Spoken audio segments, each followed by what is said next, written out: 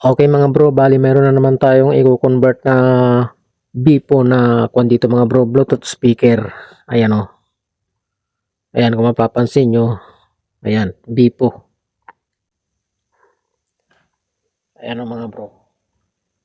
Ayan, Bipo Bluetooth speaker. Okay, bali sabi ng may-ari mga bro ay kung daw ito mga bro.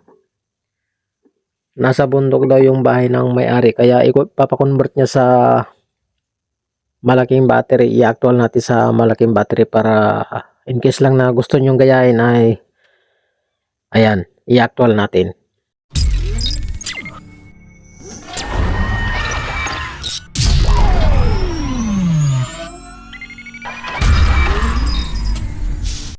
Okay. So, bali sabi ng may-ari mga bro, ipapakonvert sana ito sa malaking battery direkta pero ang sabi ko naman ay kuko na lang natin. I-convert natin sa battery pero nagkakarga siya. Yan, ito kasi mga bro yung kanyang charging port ay type C. Ayan o. Ayan, type C. So, isi-share ko sa inyo mga bro kung saan natin i-connect yan sa type C na yan. Yung positive at negative nitong ko natin. DC to DC converter natin. Ito mga bro ay 12 volt to 5 volt. Ayan, 5 volt yung kanyang output. Okay, focus lang kayo mga bro at ituturo ko sa inyo kung saan natin kukonek dito sa ating charging port na type C. Ayan. Okay po, focus natin para makita nyo. Simple lang naman to mga bro. Ayan, panoorin nyo para magkaroon kayo ng kunting idea sa video ito. Patungkol na naman sa Bluetooth speaker. Wala namang problema itong Bluetooth speaker na ito mga bro. Yun lang, ang pinapagawa lang ng may-ari ay i-convert daw sa battery para magkarga, para hindi malubat kapag ginagamit niya sa bukid. Okay? Ayan, i-kuha na natin mga bro, i-focus natin.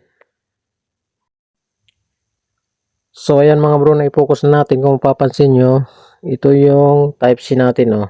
Ayan. Ayan. Tapos, ituturo ko sa inyo kung saan kayo magtatap ng positive at negative na wire. Okay, sa ground natin, pwede dito, sa heatsink na ito, nakakonekta dun sa makapal na linya. At pwede rin dito, sa ibabaw ng housing ng ating type C na charging port. Ayan, tapos sa positive natin mga bro, ayan, kung mapapansin nyo itong linya na ito, ayan o.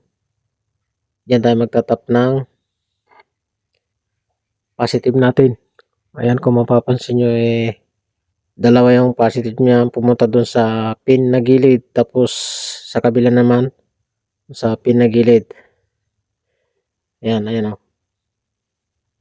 Ayan, yung pangalawa na yan. Tapos dito, yung pangalawa dito sa may gilid, pinakagilid. Ayan, itong pangalawa na ito. Okay, balatan natin mga bro. Kuskusan natin yung parting positive. Ayan o. Ayan.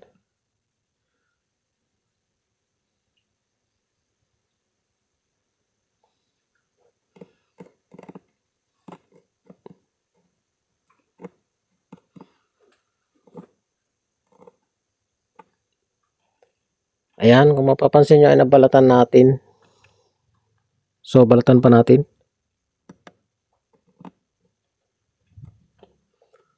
Okay. Yung nabalatan natin na yun mga bro, lumabas na yung kanyang tanso ay yun yung applyan natin ng panghinang. Okay, apply natin.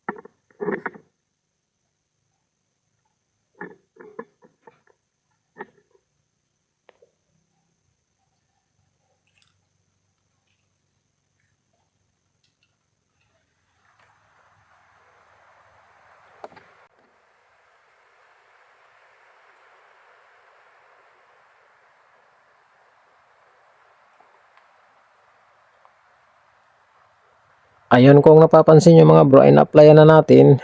Kabit natin yung positive wire natin.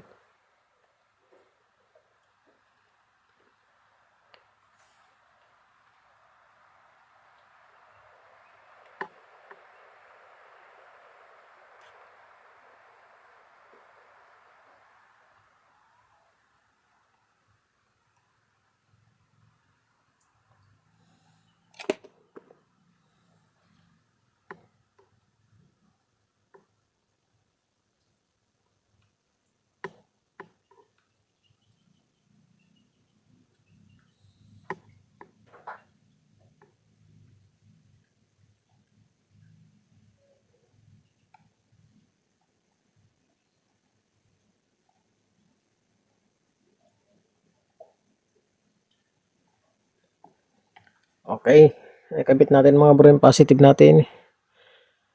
Hinang naman natin yung ground natin o negative. Ito sa may metal.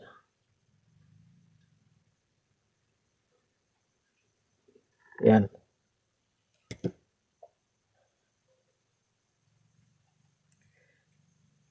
Hinang natin yung black na wire natin, yung negative.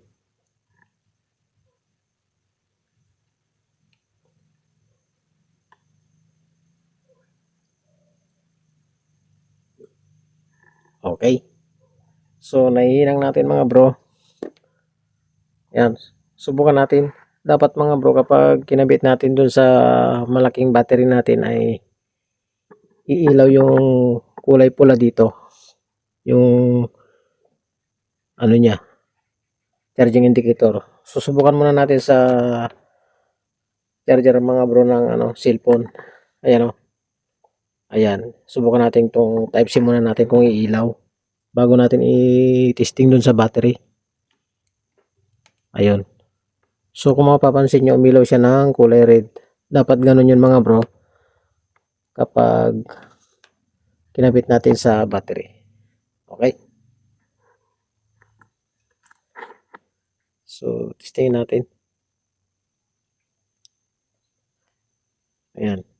Kabit natin. Dapat umilaw yung kulay red natin. Ayun. Kung mapapansin nyo mga bro, ay umilaw na yung kulay red natin. Tapos umilaw din yung natin, DC to DC converter natin. Ayan o. Ayan. So ayos na yan mga bro. Ayan, ganyan lang mag-convert ng type C sa ating malaking battery. Okay, so ayos mga bro. Sana ay nakatulong na naman ang video ito kahit konti para sa inyo mga bro.